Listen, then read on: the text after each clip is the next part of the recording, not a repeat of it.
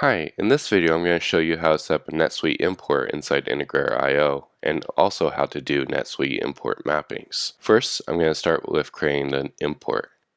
Here I give a name to my import and select NetSuite as my application. Next step would be either selecting an existing connection or creating a new one. You would create a new one by hitting the plus icon. To select the existing one, select it from your drop-down list. At this point, Integrator.io will check to make sure that that connection is working and also give us a list of available record types for that connection. This list is based off of the available records that are tied to the role that's associated with the NetSuite connection. So here I'm going to select to import sales orders. My next option is selecting if I want to do an add, an update, or add or update. The add will just create new records within NetSuite. In this, we have the option of ignoring existing records, where we could define some lookup criteria of how to find existing records based off the data that's coming in. So, for example, if I want to match existing records based off of a date, I can select that from my drop-down list. I can also select multiple fields to do my lookup criteria based off of. Here we have the option to define lookup criteria of how to find existing records within NetSuite. This gives us a list of the NetSuite fields that are on this record type. So for example, if I want to base this off of date created, I can select that date created field and match it against the date field. We can also select multiple criteria by hitting the plus icon and the minus icon to remove criteria. This also allows us to do ands or ors within this lookup criteria. For updates, this will only update existing records within NetSuite. So you would have to define the lookup criteria for how it should find existing records to update them. In the case where a record doesn't already exist, by default it gives an error. You can have it not give an error by checking this Ignore Missing Records checkbox. The add or update operation will create new records if it doesn't find an existing record and update existing records if one is found. Then we have the filter rules. This allows us to filter which records to actually import based off the data that's coming in. For example, if I want to do only import sales orders where the total is greater than 0, I can do that here to prevent negative dollar or $0 transactions from being imported. We can also do multiple rules and or groupings on this as well. The next step is setting up the mappings. We have two ways of doing mappings, the basic mappings and advanced mappings. Basic mappings will just take every record that's coming in and handle that as a single record to be imported into NetSuite. Advanced mappings would be if you have a list of records within the data that you need to create a new record for every single one. In most cases, you're going to do a no for the basic mappings. Clicking the Launch Field Mapper brings up the mapping interface. Now, if you are logged into the NetSuite account in the same browser, you can click the Launch NetSuite Assistant, and this will bring up a default form for that record type for your NetSuite account to allow for easier mappings. Also, on the left-hand side, we get the export fields. These are the list of fields that are coming from your export data. And then you got on the right hand side a list of import fields, which are the fields that are available on the NetSuite record. You can also, instead of selecting from this list, if you know which field you want to map to, you can actually click it from the form on the right hand side to test your mappings.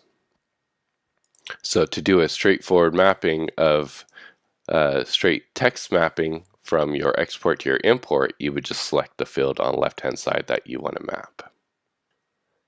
We can also map line level information, and all line level information comes in first with a prefix for what line level it is. So items, You would also get files, attachments, and so forth. So if I wanted to map items, I can do that here. For any list field mappings, we have two ways of doing the mappings. One is by doing a text match on the name, which shows here as this name option. This would be if the text coming in from your export has the exact same name as the values in NetSuite. Or you could do internal ID mapping, which would be mapping the internal ID of the record within NetSuite. So in this case, if the customer name on the export was actually the internal ID of the NetSuite customer, this mapping would work. We also could do advanced mappings by hitting the gear icon here. Here we have 4 different types of mappings. A standard mapping, which is the straight text-to-text mapping, which is the same as just selecting it on the list. Hardcoded mapping, where we get to select a specific value we want go into this field, and for any list fields that we select as the internal ID, we would actually get the first 1,000 options that we could select here. We can do lookup mappings, which are of 2 types, a dynamic mapping and static. So starting with the static, this would be some value from the export system, and you would select which value it matches to on the NetSuite side. And you can do a long list of these to do these lookup criteria. This is typically used for things such as accounts, shipping methods, and so forth. Dynamic mappings allow you to do a search within NetSuite to find the corresponding value, such as doing a search on customer records and matching where, say, a custom field or some other field on that record matches the value coming in, and then what value from the record that's found you want to map into this. So typically this would be selecting the internal ID to give the response here.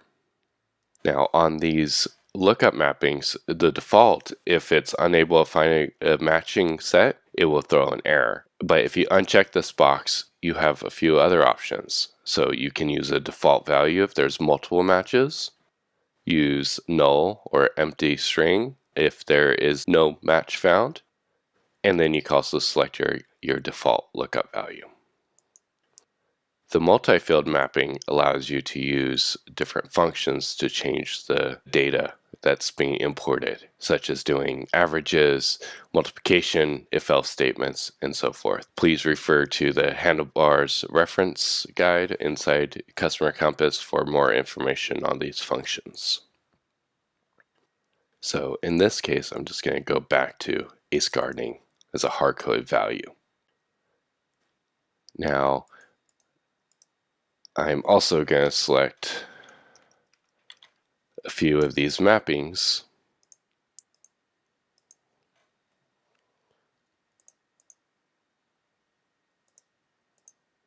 really quick. Another cool feature about this NetSuite Assistant is that we can hit preview and it will actually try to load this mappings into the NetSuite form so we can see the result. This will give us an idea of whether or not our mappings are working. So here we'll save and close these mappings and hit save. And that completes setting up the NetSuite import.